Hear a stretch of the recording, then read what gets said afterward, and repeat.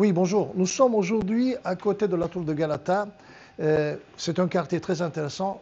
C'est un vieux quartier de l'époque de l'Empire ottoman. Il y a la tour, tout le monde connaît, mais il y a aussi autre chose à connaître dans ce quartier qui a beaucoup de secrets à livrer. Et quand vous êtes ici, ne passez pas seulement à côté de cette tour, essayez de pénétrer un petit peu dans les petites ruelles pour découvrir les petits artisans. Il y a des boutiques magnifiques de l'artisanat. Nous sommes aujourd'hui dans un endroit caché, juste à 5 minutes à pied de la tour de Galata, pas trop loin de Karaköy.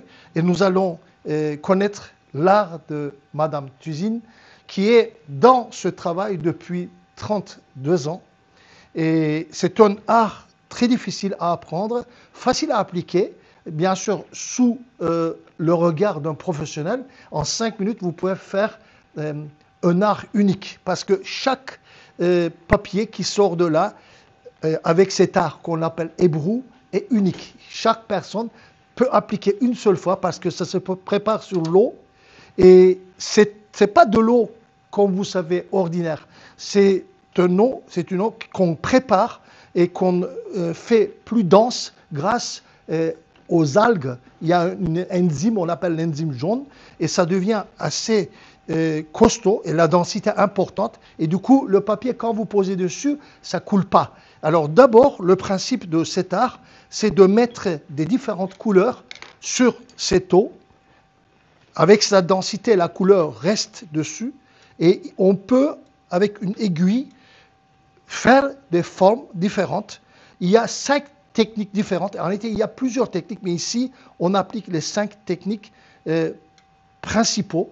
Avec ça, on peut obtenir les motifs, les couleurs différentes.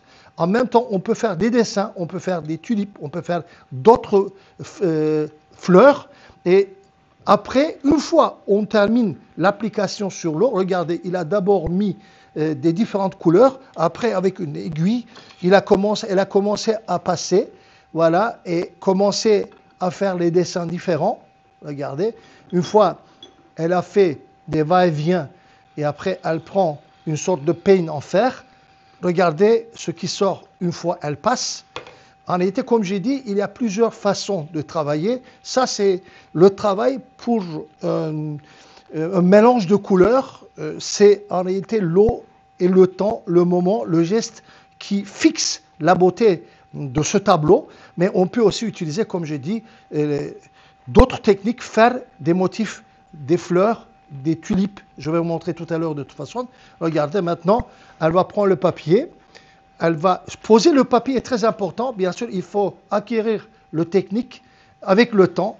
Il ne faut pas que ça bouge pour que les couleurs soient claires, nettes sur le papier. Après, voilà, elle appuie un petit peu, légèrement, avec la main. Après, elle va sortir. Quand elle sort, elle va passer sur le côté pour que l'eau ne sorte pas du bassin. Regardez, quand elle va tourner, ça va être une pure merveille. Regardez. Ça, c'est l'art hébreu qui a commencé au XVIe siècle, début du XVIe siècle, en Asie centrale. Et après, c'est venu en 1520 en Turquie, et à l'Empire ottoman, bien sûr. Et c'est devenu un art principal du palais Topkapi, des sultans. Il y a eu depuis plusieurs artistes qui sont nés. Et cet art est parti de l'Empire ottoman vers l'Europe, surtout en France, qu'on applique cet art d'hébreu.